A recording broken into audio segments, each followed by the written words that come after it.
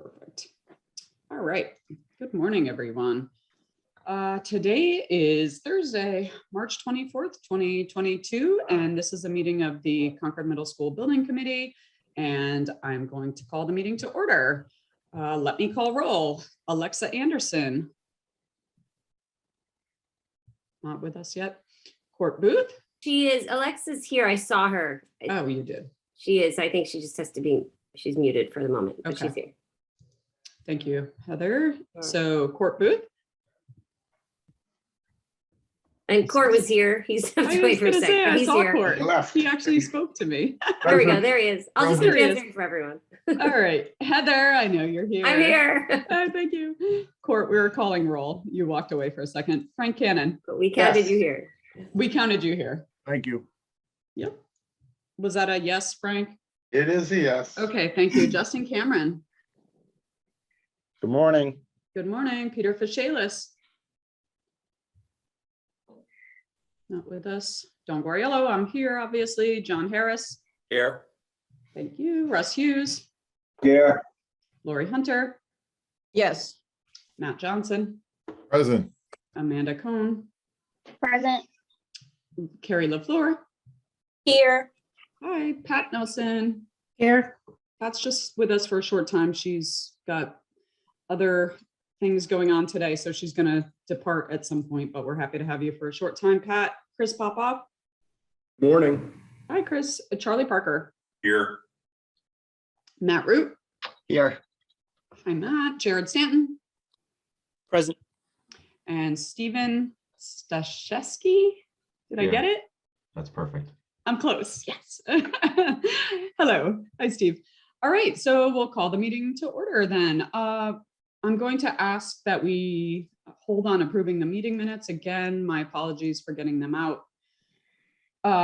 You can say late or early, whatever you want to decide on the time. So we'll defer that until next meeting if everyone's okay with that. I want to give everyone ample opportunity to have time to review those. So with that, let's go forward to correspondence. Heather, do we have any?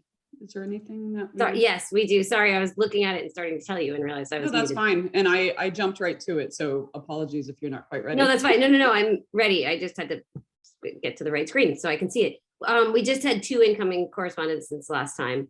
One about lighting and an offer to share some insight information and a question about what we're going to do with Peabody. So pretty simple. And then I'll jump right to communication because there isn't all that much to tell there either. Really, the communications right now is just that we are sending out the building committee reports after each meeting. So that went out after the last one, which you all saw, and that's really all there is to tell now.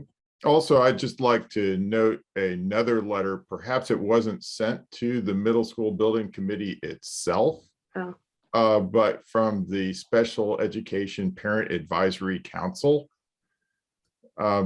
So are others aware of this letter? Okay, so I should forward it so that everyone is aware. They're asking for a seat on the middle school building committee. So I've had a little bit of correspondence with the chair, but I will send the request and also with Lori and with the chairs of this committee. So I will forward that. Please, That'd be Matt. great. Thank Thanks, you. Matt. Yeah, I only saw it. You forwarded it. Was that yesterday, Matt? So thank you for doing that and keeping us in the loop. And if you'll share it with everyone, then everyone will have the benefit of having read it. But I think the outcome is that Lori is going to work closely with that group to invite them to appropriate meetings and correspond and be the liaison, is my understanding. So, and if you need help with that, Lori, just let me know. Yeah, and I'm going to go to them and bring design, and we're going to get a nice dialogue going. Perfect. I love it. All right, great. I look forward to that. Okay, anything else on that end? If not, let's move right along. We're already on item number 5, designer updates. Hi, Lorraine. I see you. I saw Keith at one point too. Yep. Good morning, everyone. Yep, Keith, Morning. Matt Rice, Nicole, Will, and as I said, Keith are here this morning.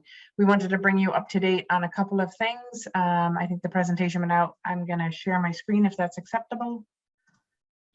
It did, and apologies if anyone joined late. I didn't, it was sent to me yesterday and I got it out early this morning. So you guys may be seeing this for the first time, and apologies for that. All right. Can everyone, I find your faces. I've lost. I can see it, Lorraine. Okay. Yep. All right. So I wanted to give you an update on where we are with some of the kickoff tasks that we talked about last month.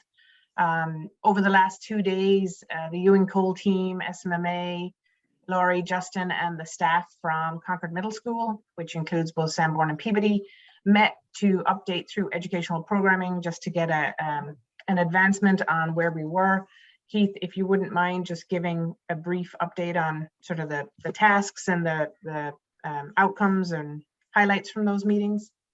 Yeah, thank you, Lorraine. We had 2 days of really excellent meetings. We had coordinated that series of meetings in advance with Lori and Justin. They brought in members of their staff, and we literally reviewed every room in the building and the site. We talked about everything from the loading dock, trash removal, every piece of kitchen equipment in the kitchen, character of the seating in the cafeteria. We talked about special ed requirement, confirmation of teaching walls in the classrooms. And so a very productive series of meetings, all within, of course, the footprint and parameters of things we had previously established. So we have a few takeaways, just continue to advance. And it's really about, educational spaces that need fixed casework, and then also flexible seating, in the science room and the engineering room. We talked about the right relationship of offices in the administrative suite. I mean, we talked about the whole building. Very good. And so we're going to respond to both the educational team, and all of that also feeds our next presentation to the design subcommittee on April 14th. We'll be able to roll that information into our next design presentation. So I want to thank Lori and Justin. They did an excellent job in bringing the right people to the table, and it was a very productive 2 days. Thank you, Keith. I got an update at one point and heard everything was going great. So thank you for coming out. Sorry I missed you while you were out here, but good to know that you guys got a lot of information. And just so everyone knows, those are exhausting days. I live in that world where you meet with users. It's literally one after another after another. So lots of information to digest and get put into the documents. So thank you very much to your team. Yeah. I think we had 3 5-minute breaks over the course of 2 days. So, kind of leisurely pace. Those are days where my marathon training came in handy for sure. Right. Every project, they're very long days, and you walk away, your brain is just full of information. So give you time to digest it, and I thank you for your hard work on that. Dawn, could I ask a question? Sure, Court. Keith, I know much of the information went to the educators. Did anything come back your way that would be instructive or insightful that might influence us going forward?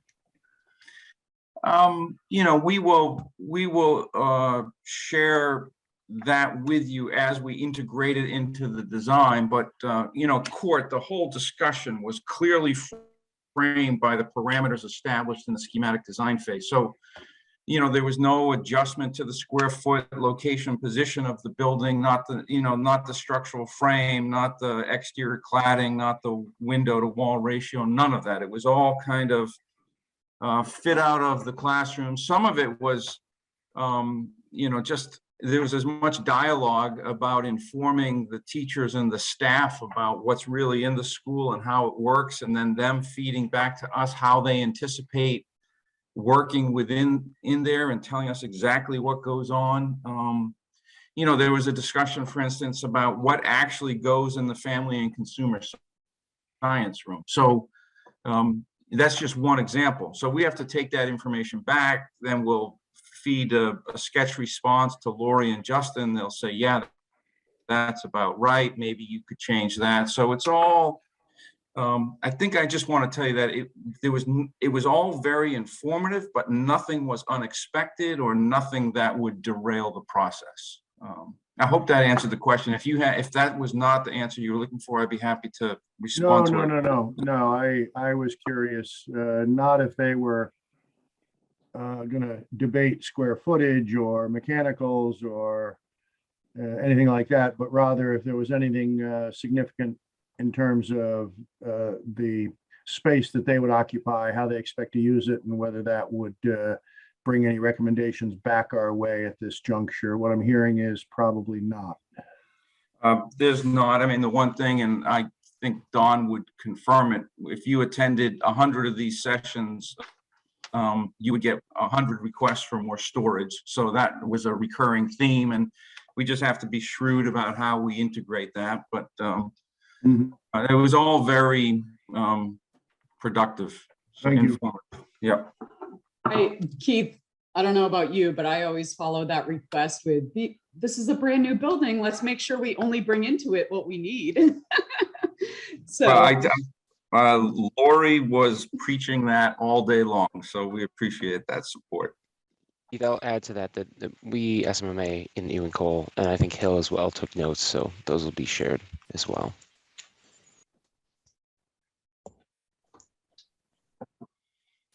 All right, moving on. So just to give you an update, the traffic study, the counts were completed in early March, and I expect the traffic study to be completed, a draft report on about April 15th. So once we get a chance to review that, we can issue the draft to the building committee for review and comment, and then get a final report.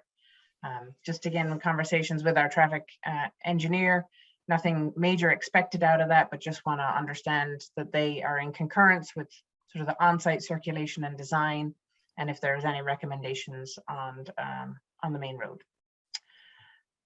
Geotechnical investigations, so we are completing them today. We started on Monday. I will say we had a great meeting last Friday before this with Justin and some of the team from facilities, talking about expectations, how they were going to access the field to do the borings, where we were going to park vehicles, what they were going to use for to leave it at the end of every day, what it would look like, coordinating some recess play so we'd stay away from each other. So it'll take some time to get some of the results back, but I know from talking with our geotech that they, were happy with what they were seeing in the field. So more to come on that. I did not hear that they hit any irrigation lines to date because we don't know where the irrigation lines are. There's no as-built for that, but obviously we'll work with the town if any were hit. And just a reminder that right now we still can't get sod, so we're gonna cordon off some areas. We've talked about how we're gonna backfill it. We coordinated the location so they were not within any field of play per se. So we'll be back to repair that as soon as sod is available. They were going to attempt to scrape the sod up and place it back down, but we were not 100% hopeful that would happen. So I'll talk to our geotech tomorrow to see how we did on that. Any questions on geotech or traffic? Sorry, I didn't pause on traffic. No, okay. Just so you know, the screen is over on my right. So when I keep looking this way, it's because you're on that screen. Geo-environmental, we're waiting on the results. So talking with our geo-environmental engineer, we wanted to see how much of the soils we intend to reuse before getting into the process of sampling, because sampling is based on export quantity. So they sort of piggyback each other. We need to get some information from the geotech before we can advance the geo-environmental discussion. But we've had lots of conversations with them. Our landscape and civil team have come up with an option for stockpiling everything on site. But again, I'm not ready to prepare to review that with Justin and Lori until we know that we can reuse material. If the material cannot be reused because it's not structurally sound, then it's a different conversation of what we're stockpiling. So it is sort of iterative, and I apologize, I don't have a firm answer for you today, but we are working this to the best we can to try and mitigate any impacts from this. Any questions on geo-environmental?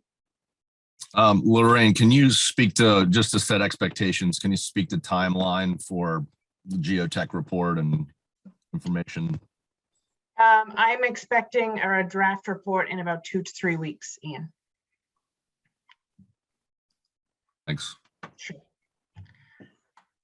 The hydrant flow. So we conducted the hydrant flow on Monday, March 14th, and we will need a fire pump. Based on the flow results, a fire pump and a water booster pump, which both were included in the SD report, and SD costs will be required for the project. So we are currently moving ahead with that. We, as you may remember, we had the space for it allocated and we had the costs for it allocated. So that will need to continue into the building project. Any questions on the fire pump or hydrant flow? Okay. Yeah, I have a question. Oh, yeah. Hi, Charlie. The list does not include the acoustic study. Next page. Yep, I got that. You got that? Yep. Okay. Right here. All right, so some of the open items that remained, obviously soils, again, as I mentioned, it's tied to our geotech and tied to our geoenvironmental, so that's ongoing. Roof screens, Centec, our acoustician, reviewed some preliminary HVAC designs, came back with 16 opportunities for us to attenuate the sound. They have determined that just the units on their own will not meet DEP guidelines for sound at the property line. So the roof screens are item number 16, but I will say with that, there are HVAC opportunities. They come with the cost, so some of that cost from the roof screens may be offset for those HVAC opportunities. But our HVAC engineer is currently going through those options to see how we can accommodate attenuating that sound as best as possible. I see Chris and Matt both have their hands up. Lorraine, just a quick question on the roof screen. Yeah. Is a big cost driver of the roof screen its ultimate size? Because the technology is basically the same. It has to be anchored the same way. The materials are the same. So yeah, yes, I mean the structure is a beefy structure because it has to deal with wind load and snow drifts, etc. The actual screen itself, if it was just a visual screen, is cheaper than an acoustic screen. So the depth and the density of the wall panel, I will call it, adds quite a bit of cost because that needs to restrict the sound from evacuating that area. And just to follow up, no question, we have to have a sound screen of some type, no matter what. That's not like we can go with just a visual screen. So if we can attenuate the sound through either additional attenuators or changing the opening size of the intakes and the exhaust, which is one of the recommendations, which then has a velocity issue and that we have to make sure we're managing, we will do it that way. And then we wouldn't need a visual screen unless the committee chose to have a visual screen. So we would not propose a visual screen for the project if, you know, we don't think it's a necessary thing. Did I answer your question, Chris? Lorraine, we don't have a visual screen at the moment either. Just Correct. to clarify that. Correct. We just have the roof screens. Matt? Yeah, so while they're not explicitly designed for the purpose, wouldn't rooftop solar panels to some degree attenuate the sound and certainly provide some visual screening? No, they don't provide because they're not solid and they're also at an angle. Yeah, that's why I think they would deflect sound. No. Okay. I mean, we've asked Centec in the past for that. I'll ask them again, but there's just too many gaps in them. And if I may, Lorraine, I think part of the thing with the sound screen is, aren't this designed to direct the sound vertically, straight up, correct? Yes. So anything that's an angle is going to send the sound possibly horizontally, which defeats the purpose, as I understand it. Yeah, if sound goes up, that's the direction we want to put it in. If you can see something, you can hear it. That's always what Centec has always taught us. If you can see what's creating that noise, you can hear what's creating that noise. So So we're continuing to work on this. We may have options in our DD estimate to price it one way or another to determine which way is the most cost-effective way. And obviously we want to pay attention to our HVAC design so that it is not impacting any sound inboard into the school, because that's an offset we don't want to make. So we don't want to push that sound inside. Lorraine, I Sorry, see Steve's Lorraine. hand. Yeah, Steve's hands up. Sorry, hi Steve. I know there's a lot of work yet to be done, but every time I've ever seen an acoustician's a report, they recommend more sound attenuation. And so I'm glad to hear there are 16 options you're visiting, and I don't know if there's more that could be done to challenge their opinion or to double check what their calculations are if we're really that close. I don't know if we are. We're not close really at all. We did do an environmental noise analysis where we placed microphones at the property line and did an environmental. I think I passed that on to Dawn to distribute. So we, as you may know, per DEP, we cannot increase that sound level, that background sound level, by more than 10 decibels at the property line with a new project. So we have a ways to go. Unfortunately, we're not like 1 or 2 decibels away. We're quite a few. So It's a pretty quiet site. There's not a lot going on around there. So I would have expected this exact outcome based on my experience. And not to, just to keep in mind that we are actually probably closer to the neighboring site at, I think, Captain Miles Standish or Captain Miles something Lane. So we're closer to those buildings too. So keep that in mind. So yeah, I'm not advocating to eliminate it. I just, every time a Centec comes onto one of my projects, I hear dollars being spent. I have But a, less complaining, Steve, for what it's worth. That's my experience, both from a user and a neighbor. I have a question about the recommendation.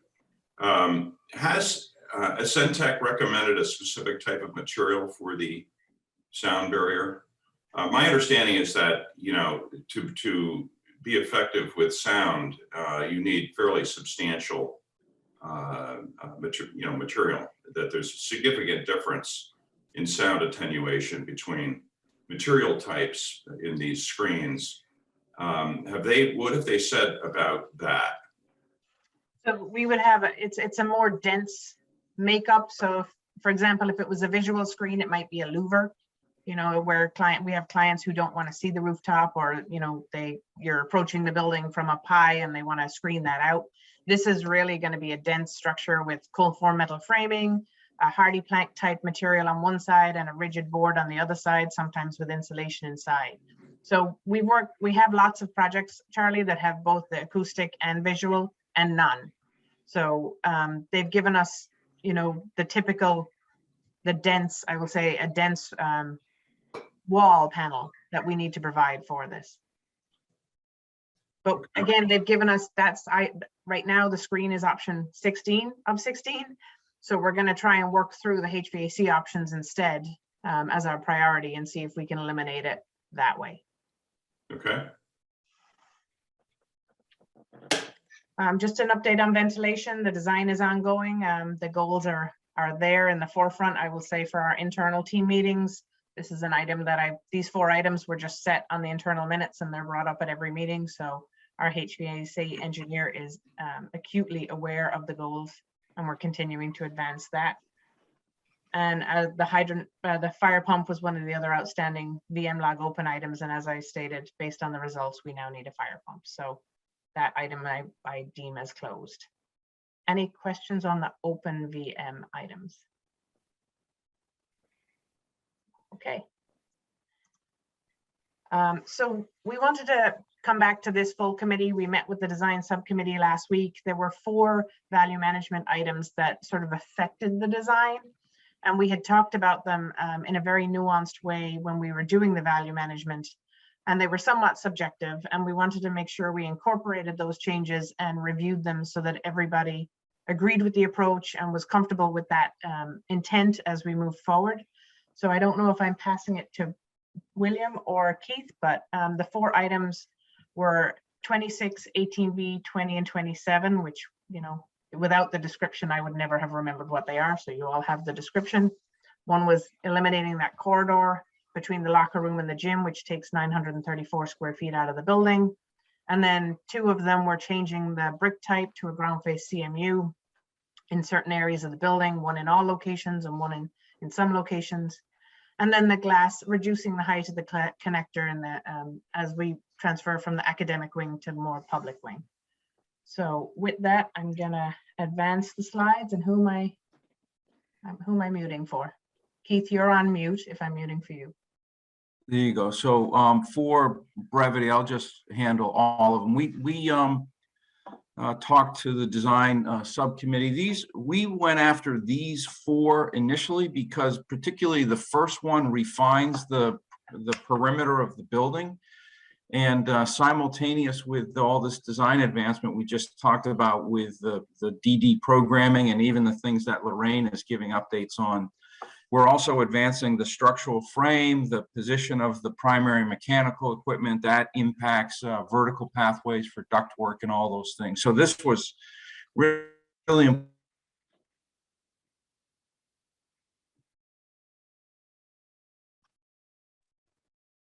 Has Keith froze for other? Okay. All right, Will, you're on the spot. Yeah, I was gonna say we lost Keith. Are you good to take it, William, or? I am. Okay. I'm going to advance the slides. Yeah, we can talk. Okay. Right. It's okay. Yep. Great. So this initiative was conceived initially to remove that corridor between the gymnasium and the locker rooms, which would poke out to the west. I think the thought was we would slide those locker rooms south and clean up the floor plan, but we did a little more nuanced adjustments to this section of the floor plan where we aligned the northern face of the building and actually slid the gymnasium up, which helped clean up some of the loading and maintenance area, and then help integrate the whole gym and locker room experience into the whole project. It keeps structural alignments with the auditorium and some other efficiencies there. So what we initially, we've met this target, and what we initially thought was students would come through the gymnasium, they would go into the locker room. If they felt like they needed to change, they could change, leave their school work in the lockers, and then come right out into the gym. Those can all be locked after hours or open, depending on how the school wishes to use that, and then storage is accessible right off of that gym. So, Bill, I know one of the comments we had when we reviewed this with the design subcommittee was the OTPT room, which is sort of this taupe green color, whether or not it should open directly into the gym or into the corridor. Yeah, so we met with them yesterday. We had a great conversation about this space and of all the equipment that they want to see in there, and how they would evolve this program as they get more students who would be using it. So they want a door to the corridor and then also to the gym, so they can break out into the gym or pull out if necessary. Okay. Thank you. Any questions on this particular value management initiative? Matt Johnson, I see your hand up. Yeah, I'm just thinking about having, 4 or 5 doors along the wall of the gym, and just what kind of impact that will have literally and figuratively as balls get flying in these directions and so forth. And also, with spectators or teams or anything like that going on. So I assume you've talked with the coaches and staff, and this is, and there are other gym designs that have this kind of a setup and it's not a problem. Yeah, so we've both you and Cole and SMA have done this before, so we're comfortable with this. The runouts are on the cross courts, so the training courts. So the big storage doors we can still pad, so that won't be too much of an issue there, and there's still a comfortable run out. The locker doors might be a little more difficult to do that, just though they're going to see a lot more traffic, but this was the VM as chosen, so we'll definitely design it to be as safe as possible, and we we currently have 2 doors into the locker room so there's no sightline issue. Maybe we remove that and add padding, remove the first door. So you go down essentially an ante room before you get in. I was to just help. gonna say that. Do you need that Yeah. outer door? It's Yeah. more like a airport style, you know, where Right. you kind of, it's open, so. Yeah. I see Heather has her hand up. Yeah, thanks. Sorry, I think I just didn't follow this well when you said it. In terms of the shift from what you originally thought you were changing to how it's now laid out. Yeah. And you said originally we thought the students would walk through the gym and go to the locker rooms, but is that changing? Where do students, I guess the question is, where do students walk in on this right-hand picture, and what's their route to the locker rooms now? Is it the red arrow or is it, okay, over there? That's what I thought. Okay. The red arrows are the How the gym geometry changes. shifted. Yeah. Okay. So they come in over here. Okay, Versus Great. they would have come down here. Yeah. terrific. Thank you. Sure. Is that a question? What is that middle room towards the back? The rectangle between the locker rooms along the north. That's programmed health instructor's office and locker rooms. And then there's an all gender toilet in there and then lots of storage. Storage.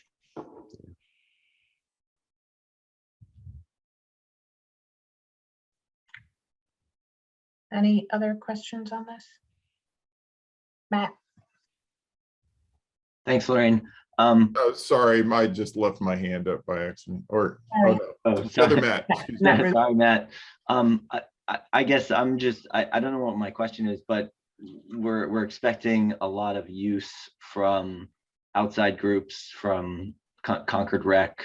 And so they're, you know, that I guess it'll work easily for students accessing the gym. I'm wondering about like outside groups and just wintertime and tracking in, you know, mud and dirt and snow from outside. And if there's what we can do to kind of help ensure that the gym is clean with all of these outside teams visiting the space. Yeah, I think we'll need to further rehearse that with the school and maintenance, but outside groups would come in through a vestibule, which would have a walk-off mat. We'll probably extend that walk-off mat to get most of the wet out of the way before they get to the actual gym, but they'll Thanks. Well, so they would enter presumably in from that door that we can see on the right side. either there, and then we can lock down just the gymnasium from the rest of the school, or through the main entrance. I think in either case, Matt, we would want, you know, we would not want them entering this door and traversing the wood floor. Right. Yeah. Really, I think, and that's going to be an operational issue when we can work with signage on that as well, but it'll also be a sort of a management issue that we would want to limit that foot travel to off, you know, not across the main court. Yeah, and making sure that those groups are respectful of the school property and Right. not walking in with wet boots. Great. Thank you. Sure. I see Keith is back. I apologize. I am in what I would describe as an unfortunate hotel room in Baltimore, and I totally lost my connectivity. So I was scrambling, but I'm sure Bill did a better job than I would have done. So Great. Any other questions on this before we move on to the next one? Yeah, what's this do to the facade? We'll show you that in some of the We'll see next that ones. later. It Okay. lines it up aesthetically. Right, we can pause then. All right. Let me just get rid of my annotations. Sorry, I figured if I changed that they would go with me. All right, did I skip? So this is just showing the overall plan with the alignments. Right, Bill? Yeah, that's right. And then it wasn't a VE item necessarily, but the alignment of the second floor with the media center. Right here. Okay. All right. Next grouping. Keith, do you want to go ahead? So Matt, this kind of ties into your question. The other thing, another piece of the value management was replacing some of the brick veneer with a 4x4 ground face CMU in 2 locations. We had a darker brick veneer and a lighter brick veneer, and as one of the value management initiatives that was accepted was to replace given quantities of that brick veneer with ground face CMU. So if we go to the next. Oh dear. All right, Bill, take it away. Oh, yeah, okay. So here you see the schematic design drawings and identifying the areas that were voted to change from the brick to the CMU. And then I believe if we advance, we'll see the elevations that are current. So we took this opportunity to introduce this material in a more holistic way, rather than just substituting it, really thinking of how this is arrayed across the whole facade and really integrated into something that is compelling and will be timeless and appropriate for the site. So there might be a little extra of what we'll call that ground face CMU in some areas in the bottom left, the north elevation. And what you're looking at here, the top is the south elevation and the bottom is the north elevation. But I think in doing so, it helps anchor that material into the whole palette, and rather feeling like we just, tried to save some money and swap that material out.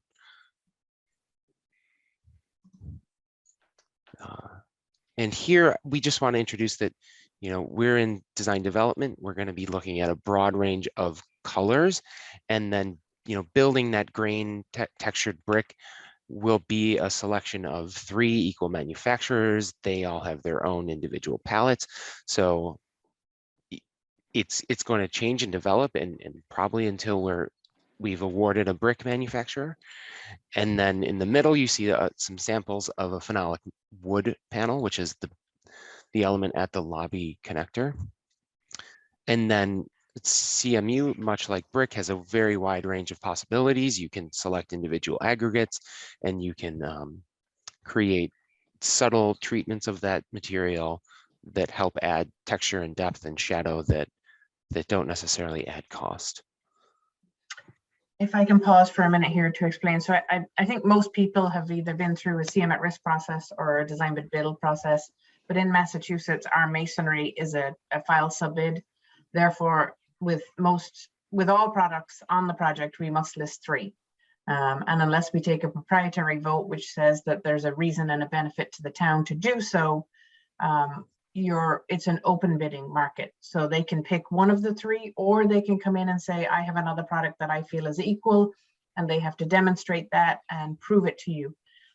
It's part of the competitive bidding law. So while we pick a brick and we all went in a direction of a particular brick, we may not get that brick manufacturer on bid day. And that's not usually something you can change. So we're happy to talk about that as we start to do pre-qualifications and go through that process. But I think most people in the private sector know that if you want a brick, you buy the brick, and that's all good and it's great and you get what you want. In the public sector, it is competitively open bid. And I would not recommend proprietary on a brick, because I don't see a benefit to do so, and you'll pay a lot more for it. And we can pick the standard range from whoever wins the project and create a beautiful texture that I think everyone will be happy. And then Matt Johnson, to your point, you can see the elevation here. It's largely unchanged. It's just better aligned than it was previously. And also, to a previous comment, you're starting to see roof screens and mechanical units, and note that the screens that we might need will be on the back of the building. Actually, that's where the nearest neighbor is. So often when you have a screen, people think about it on the front of the building to shield the mechanical unit. Where we need it is on the backside because of the proximity to the neighbors. Yeah. So let's see Matt Root and Matt Johnson. Yeah. Thanks, Lorraine. Understood regarding picking certain bricks, but can we list performance criteria? I guess one with regards to at least CMU that I'm hoping we can at least consider is embodied carbon. Yep, we can. And that's one way that we try and be a bit more definitive about the products we're aiming towards. Is it's not necessarily a performance spec, but we'll say it must meet these criteria. Thank you. Sure. Matt Johnson? Yeah, I realize it's a quandary because it's technically not part of this project, but knowing that eventually solar's likely to be on the roof of these buildings, you know, when we look at the elevations and it doesn't show it, I just wonder if we're setting the right expectations with the public about how this thing's going to look. You know, and I just wonder if we could kind of have some renderings that show that, just so people, you know, aren't shocked when they see the final thing. We can begin to show something, though that layout will not be. And I know we're Yeah. not able to say what this we can give it the but sense of what our experience says it will be, but when roof penetrations and mechanical equipment all get coordinated, it may or may not look how we show it. But yeah, we can give it. But it'll look all closer, understand. is what I suspect, to what people will ultimately see. Dash it in, William, and say part of a future project or something, so that it's clear that it's not part of the scope, and that, you know, obviously the layout will not be absolutely the final. And just with respect to the parking canopies, you'll see them a lot more. With respect to the roof panels, they're going to be at such a low angle, and you're going to be down, you know, 3 stories on one side, that your perspective, you may never see them unless you're approaching from up high. So I think it's probably a dashed line, like a couple feet up from the roof. You'd be lucky if it was a couple of feet up, I think. Yeah. But we can start to show that. Absolutely. I think that's a reasonable request. Thank you, Matt. Yeah. All right. The glass connector. Yes. So looking at this, this is another, I'll say, deviation from the approach to how we achieved this reduction. This was written as if we took the glazing head, which is the top line of the glass, and lowered that down from 12 feet to 8 feet, which was about a change of 1,000 square feet, 1,006 square feet of glass curtain wall that goes to a phenolic rain screen panel, that wood look material that we've been talking about. And rather than taking that, because we think proportionally it would not align well and we would have a low glazing head, we chose to do a few different moves to get that reduction. The first was taking the top of the glass and lowering it down to the ceiling height, so that we would have nice alignment for daylighting in there. And then also bringing the sill, or the bottom of the glass, up. And then we introduced, if you look on the left side of the lower image, and then in the middle, we introduced a few bands of vertical opaque area to realize this reduction, which we think compositionally helps the proportions rather than the as written reduction. So we will still realize the savings. We just think that this works better with the datums in the building and the interior and exterior experience. Really considering how that would feel in those art rooms if the glazing head were 2 feet lower than the ceiling. And we don't think that this deviates too far from what we've been rendering previously. It's very similar. Any questions or comments on this one? No? Okay. And then we have a few views just to walk you through, and I can voice this over, or we can just look. So we've experienced this view before. We're from the north, you know, a drone flight, bird's eye view over the athletic fields, and you're seeing the whole building layout. Because you get the goddamn thing in the middle. Sorry, Frank.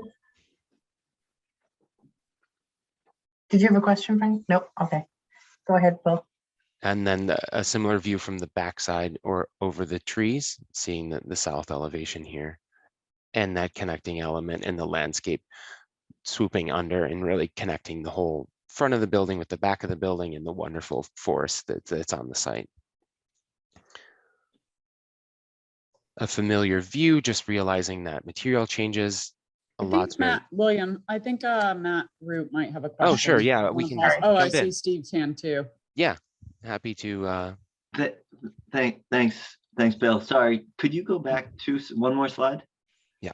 I guess I do have a question on the curtain wall, the walkway there. I mean, I really appreciate the design changes that you make. I guess I wonder aloud, like, you know, I like the creative way in which you achieve the same square footage. Do we extend the opaque area more? I mean, it looks like a good chunk of that is looking out right onto the roof. And I wonder, I mean, I don't know, is that an attractive view? If there's savings there, do we extend that wall? Would it create an opportunity to do something on the inside with an opaque wall there? Those are the art rooms, and so we're trying to get them as much north light as possible. Those spaces? Yeah, above that. Got it. Okay, Yeah. Great. Thank you. Similar question. The art rooms look out over a roof. I think that's the only area in the building that would have an upper level looking out over the top of the roof. And I was just wondering, yeah, there's that little area. And then on the south of this level too. So what is the material of the roof over? What is the We currently own a gray PVC roof membrane instead of a white, so it's not as harsh looking. Okay. The other question that I had is if you go ahead a couple of slides to where they're, walking into the building, just looking through all of the, this one, looking through all of the renderings, there hasn't been a direct view of sort of from the parking lot toward this angled approach. I don't know if you could rotate, to the right, looking toward the connector from where the buses are parked.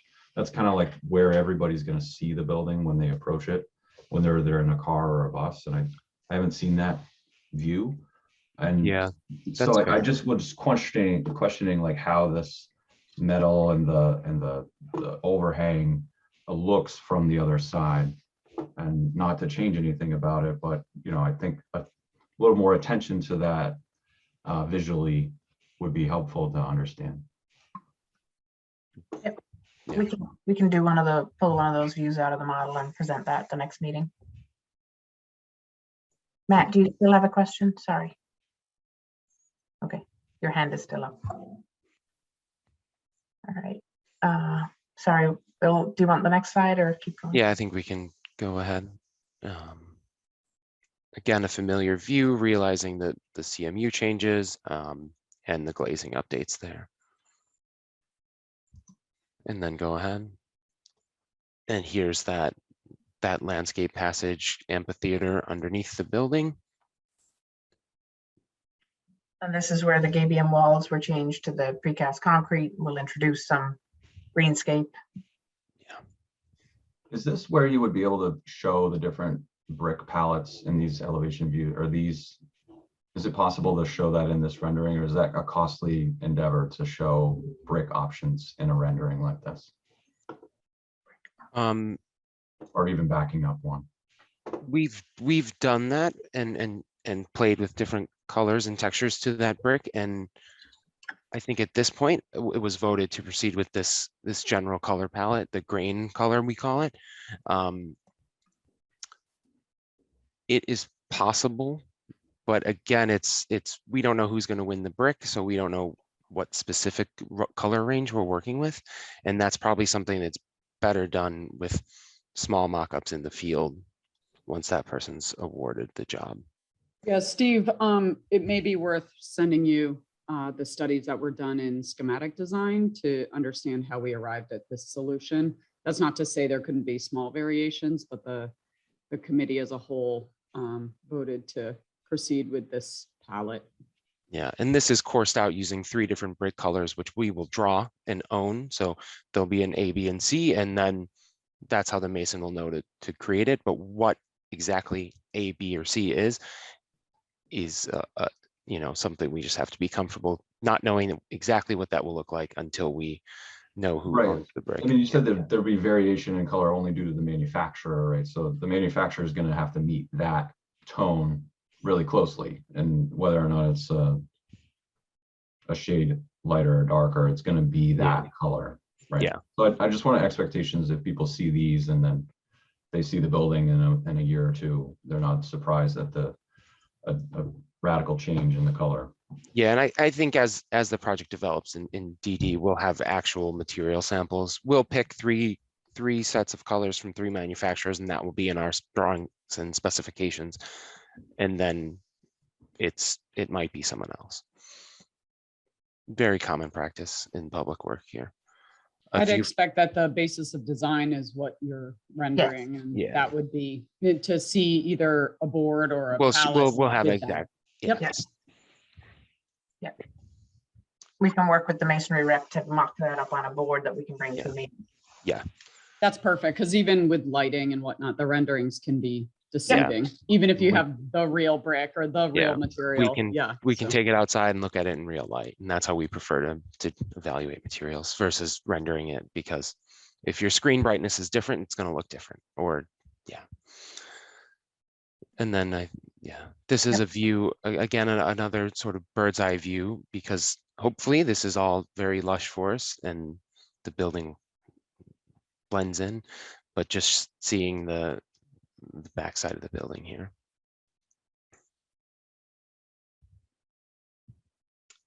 And then this is a view of your approach as you come down the drive aisle, buses and cars you see here. And then hopefully there's not a cyclist in that path, but they have a safe, dedicated way to get to class.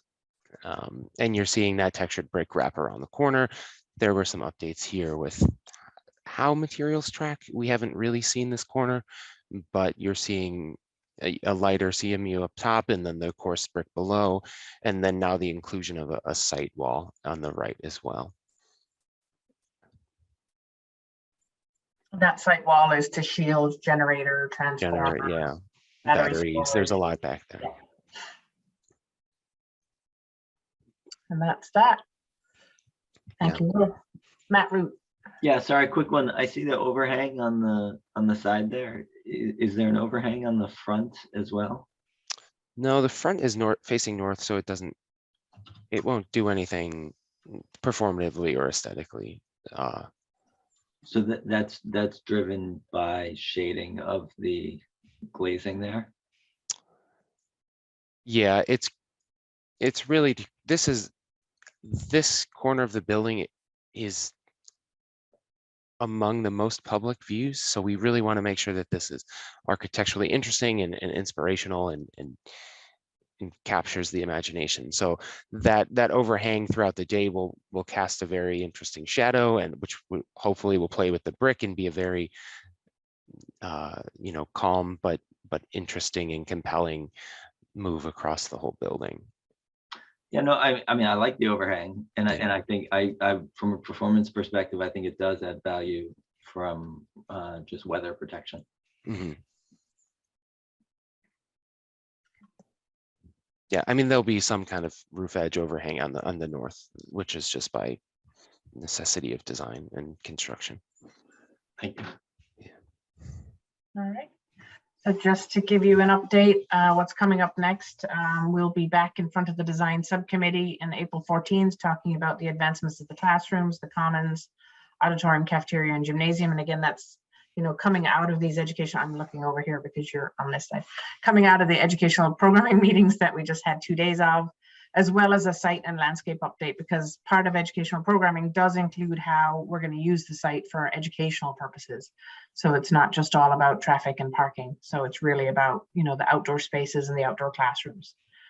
And then we will bring that back to the full building committee. And in addition, our MEP FP team will give a design update to the building committee on April 28th as where we are in the advancement of the design. And probably before then, we'll want to have some conversation with you regarding emergency generator. I do want to alert everybody where we had moved in the value management from a gas generator to a diesel generator. It was unknown to us at the time, but unfortunately there was there's a bylaw that prevents us from having a diesel generator in this area of town. So we are looking at being back to a gas supplied generator So what we're doing right now is determining what needs to be on that generator, and we'll work with you, the school department as well as the town, to talk about what should be on that, which will increase or decrease the size of that generator. So that was something that we weren't planning on, but we'll have that as part of that update. Which bylaw is that? I don't have it in front of me, but it was sent to me. Let me pull it up and I can get it to you. Yeah, it was, I will say it was a bit of a shock to me. It is 7.6.6.10.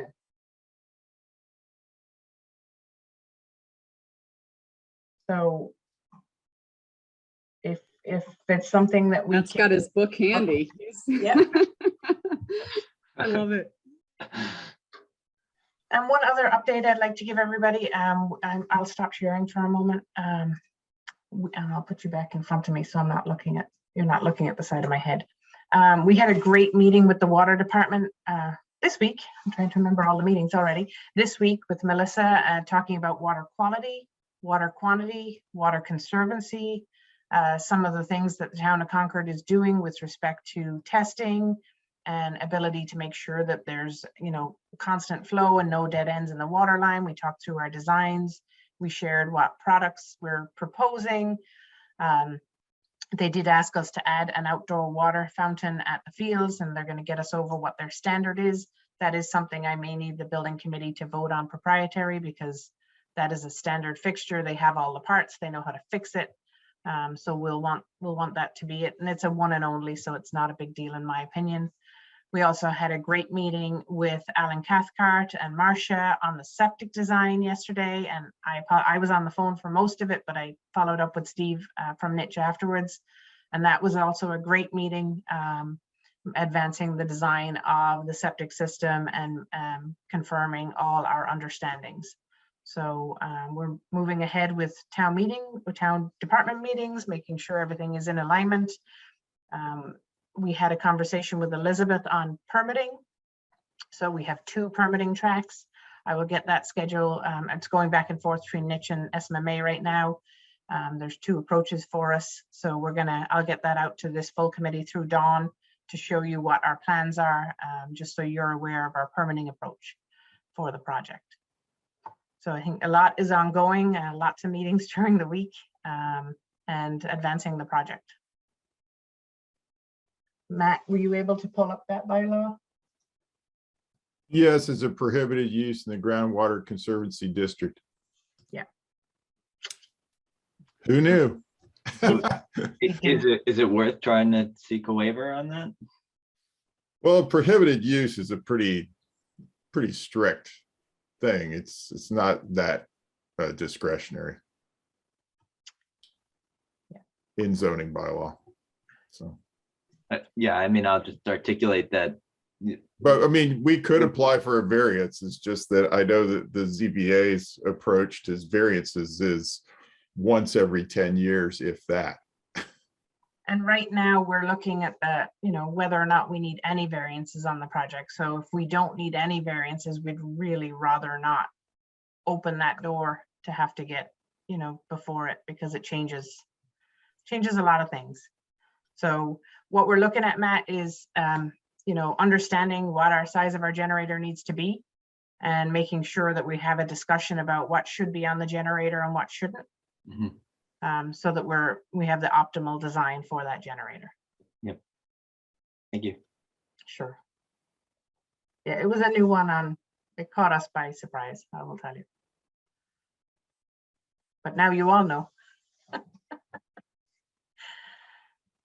And that's our presentation, Dawn. Great, thank you. Any further questions on anything Lorraine, Keith, Bill have presented? Otherwise, we'll move on to the OPM updates. Look at Ian or Susan, John, whomever is doing that for us today. Thank you. Just real quick, a few updates on some things that we're working on here as well. This is the proposed. It's just kind of a micro schedule of the RFP for the commissioning agent. So we've drafted the RFP. We sent it to the co-chairs to kind of get a coordinated review on it and feedback from the town. We have nearly finalized it at this point. We've posted to the central registry this week. The RFP will be available next week. And so we're looking at, basically a 3-week period of for the RFPs to be responded to towards the 3rd week of April. And then we'll go through a review, reference check, and kind of interview process the following week. And then we like to make a recommendation for a vendor by the end of the month of April, and then get town support thereafter. Sue, do you have anything to add? You've covered all the points. I just want to thank publicly John Harris and Gail Dowd for their assistance on this. It's my first time, so they've been very helpful, and we're very close to finishing things up. I have a technical question, and then I see Matt Ruth's hand as well. Isn't it the central register? Yes. Yes. Thank you. Matt, do you have a question? Yeah, I'm just wondering if we can, if the rest of the committee can see the RFP before it goes out. Will there be an opportunity to comment? Our timeline's very tight, so if we share it with you, we need feedback by Monday. If we could share it today, because we're meeting to finalize the draft to be ready for when bidders call on Wednesday once it hits the street. So is that fair? Yeah, that's fine. I believe I asked at the last meeting if we were going to be able to see it ahead of time. Yep. And is this for just mechanical commissioning, or is this enclosure and mechanical? Both. Both. Yep. So Matt, let us try to get the email out to the committee by Friday afternoon with responses back by maybe Tuesday at noon, if that's possible. Great, thank you, John.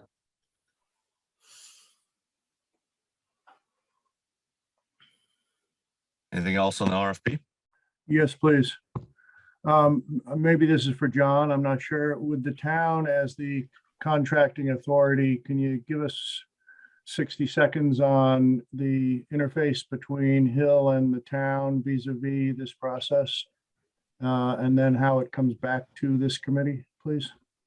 So the town manager has negotiated a contract for DD through completion with SMMA and Hill. Those contracts have been executed. So we have a working relationship with both SMMA and Hill at this moment. We're happy to provide the executed contracts to the committee for review. I'm not sure that's what he was the asking. DD contract, Yeah. which I sought about a month ago. So that's good. That's forthcoming. But in regard to this execution of the contract for the commissioning agent, it would start in your office in Hills, then go out to us for a super quick review, then out to the street via central register, then back to Hill, then back to you, John, and then back to us? So that's a good question. We will get responses back. The due date will be April 21st. So we'll get responses back. And then it's a question of the interview process and the review process. And I'm not certain who is a member of the interview panel and the review panel for that. Usually what happens is the OPM provides a recommendation to the committee, and the committee will approve or the executive committee or the full committee will approve the award of the contract. Let me step back. And I may have misspoke. because these are the town manager's responsibilities for contracting in this area. It's essentially the town manager who will sign the contract and approve the award. Exactly. Good. Thank you. Okay. So as more detail gets filled in, if you can share that with us, that'd be great, John. And just for reference, the MSBA typically handles this. So this is a unique scenario where we're not an MSBA project, so it's going through the OPM.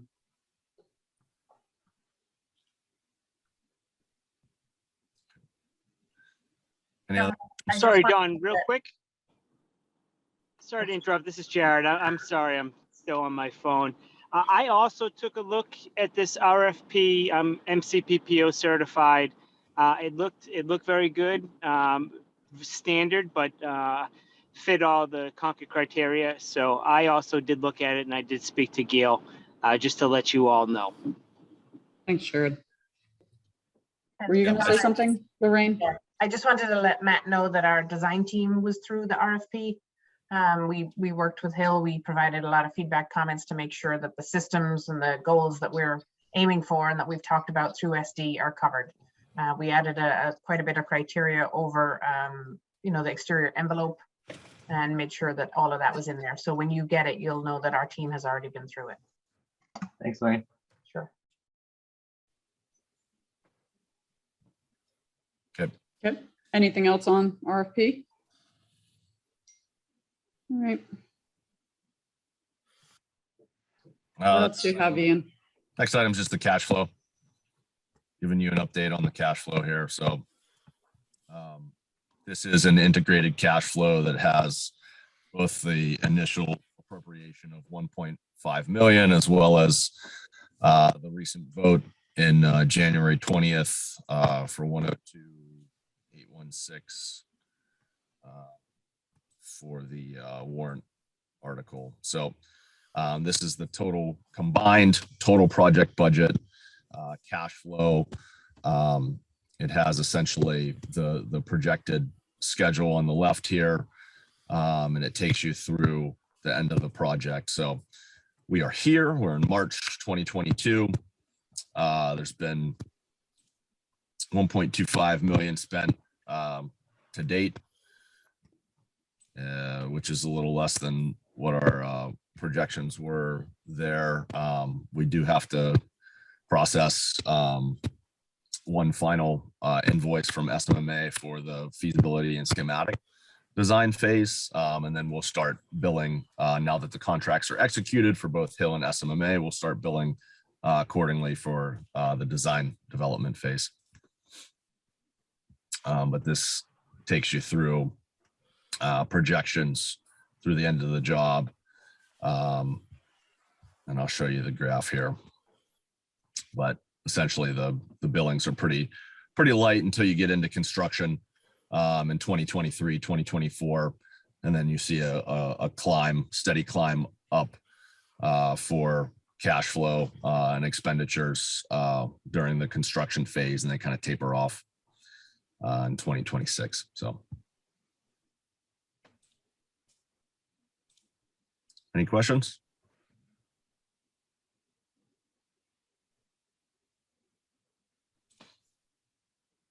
Yep, that's all we had for our report. Great. Thank you, Ian. All right, let's move on. Matt Johnson, I see a hand. Is this about something Yeah, I Ian just had? was Or new checking business? in, that given the disappointing answers on many of the value engineering items that we were hoping, the ones that were still on the bubble, it looks like we've really not been able to take advantage of any of them so far that we've determined.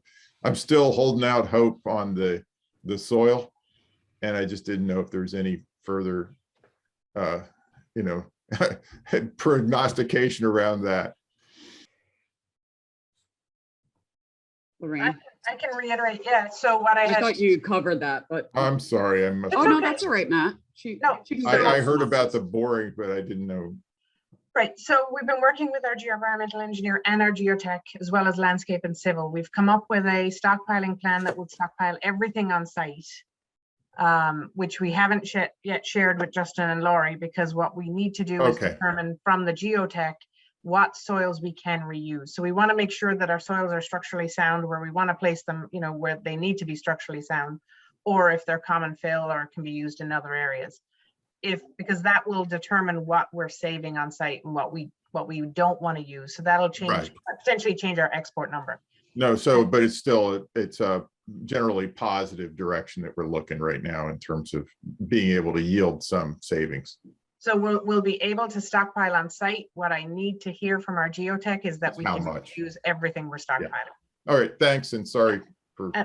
No, And that's just all so right. you know, I did not want to spend our testing budget on testing, you know, material that we may not need to export. So I'm trying to balance the timeline also of saying I could go and test, if we say it's 20,000 cubic yards right now, I can go and test that, but you need 500, you know, every 500 yards you need a test. So we'd be spending, it's in the budget, but we'd be spending money on testing that we might not need to spend. And that, so I'm trying to be prudent about when I pull the trigger on that, because if we don't need to do all that testing, that money stays in your budget and we won't spend it. Yeah, that's fine. So That's I'm trying- fine. I just really trying to handicap what our ultimate budget number is going to be. So It is at the top of my mind. I would, if I just make a quick comment, I would also add, we don't have a final number yet on the sound attenuation. So there may be a possibility there to add something to this, although it's unknown. I think everyone's realizing now why the design team was conservative in taking some of those numbers at the end of SD. This is exactly what we feared, that we'd need a fire pump, that we'd need attenuation, that we weren't sure about the soil. So it's better to err on the conservative side for sure. So thank you for being prudent, Lorraine and team, and also not spending our testing money if not needed. So I appreciate that for sure. All right, great questions, Matt and Charlie. Anyone else? If not, we'll move on to new business. Is there anything anyone has? Oh, go ahead, Chris. I'll let you go. Not really just new business, just a comment. Folks may have seen this Globe report about Norwood's new middle school, grades 5 through 8, 1,070 students, and they were going for a special town meeting of an overall budget of $150 million. It's an MSBA project, so they anticipate $45 million from the MSBA. But I thought it was just interesting, kind of a big ballpark number, and you can extrapolate from that. If they're at 150 million, we're at 103 million. Something just to keep in mind of what other projects are doing. And I imagine folks, I haven't looked at the MSBA site to look into more details about Norwood's. That's a good one to point out, Chris. We did look at them before, because I think we even referenced them in one of our slides. Their cost per square foot is similar to ours. Similar or a little higher, I forget, but in the same range. Sounds like they're a little bit behind us too, if they're just going in front of town meeting now, a few months behind us. Yeah, no, that's a good reference point. Thanks for pointing that out, Chris. I had a topic I just want to put out there, nothing to do on it now, but wanted to, in light of membership changes and voting membership changes, consider re-looking at the subcommittee membership. I think it's probably a good time just to confirm that whomever is on it are the right people, and that we have voting members that are adequate as far as numbers are concerned to make recommendations. So just something to think about, those excuse me, who are new to our group and our committee. Maybe consider something that might be worthwhile for, I'm looking at you, Amanda. No, but others as well, right? Carrie and Steve, there's definitely new membership that is valuable to our group, and want to invite them to consider any groups they might be interested in joining. I know everyone wants to take over communication, so I'll think about letting you do that. Don't all jump at once, right? Okay, anything else new business wise? Dawn, it's not new business. I just want to comment on how exciting it was to go to the design development meeting, design committee meeting, subcommittee meeting, and see this building come together. I just am so excited about the way it's looking and feeling for the kids and faculty. I was going to Throw say, that in the mix. yeah, no, I appreciate it, Pat. And I, heard from Lori how excited the staff was, meeting with our designers the past few days this week. And they should be excited. This is going to be They a are. beautiful building. I don't know if you want to speak to that, Lori. No, but- it was a lot of fun, honestly. I know, it's a busy, long day, but it was a lot of fun. So they came in with a lot of energy, and even when they had to be reminded, cost and square footage were already determined, like it didn't deter the positive energy in the room at all. So it was a great couple of days. Excellent. I'm glad to hear that. Yeah. Great. Anything else? New business? No. Any public comment today? Anyone with us who has anything to? Hi, Carlin. Hey, I Don. see you. Good morning. Carlin Reed, 83 Wits End. This is a question for Lorraine, has to do with the soils. Lorraine, do you have a plan? You talked about soil export. Do you know where you're going to be dumping or depositing whatever soil that needs to go off-site? So we had worked with Stephen Crane before he had finished his tenure to find potential locations. At this point, Carlin, we're not sure how much we're taking off-site, so that we have some ideas, but until we know the quantity, we're not going to hone in on any of those locations. Okay. Thank you, Carlin. Thank you, Carlin and Lorraine. Any other public comments, questions? Looks like maybe not. All righty. If not, then I think we have our next meetings. You guys preface this. There's a design subcommittee next, and then the building committee. I think it's the, 14th of, hold on. I don't have a calendar in front of me. It's the end of April. We're splitting either end of the April break. So that Thursday is the design committee before the April break, and then the full committee is the 28th, I think. After Yep, the break. 14 and 28. 14 and 28. I had it right. I second guessed myself out there. All right. So with that, I will take a motion to adjourn. So moved. Second. Thank you. I was like, no one wants to leave. Huh? All right. Do I have a second? Seconded. Thank you, Matt. Let me call roll. Alexa Anderson. Aye. Thank you, Court Booth. Aye. Heather Bow. Aye. Frank Gannon. I see you, Frank. I assume you're okay. Justin Cameron. Aye. Thank you. Peter Verschela sent me a note. He's in Portugal, so we miss him. So I won't ask him to adjourn. Dawn, I'm an aye. John Harris. Aye. Russ Hughes. Aye.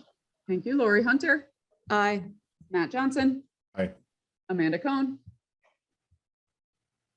She's still with us. Carrie LaFleur. Maybe we lost those ladies. Pat Nelson. Aye. Thank you. Chris Popoff. Aye. Charlie Parker. Aye. Matt Root. Aye. Jared Stanton. Maybe we lost him. Steven Stashewski. Aye. Excellent. Thank you, everyone. Look forward to seeing you again in a few weeks and a month for the full group. Bye. Thanks for your time. Thank you, designers, design team, OPM. Yeah. Everyone, thank you. Yep. Thanks. Bye. Aye.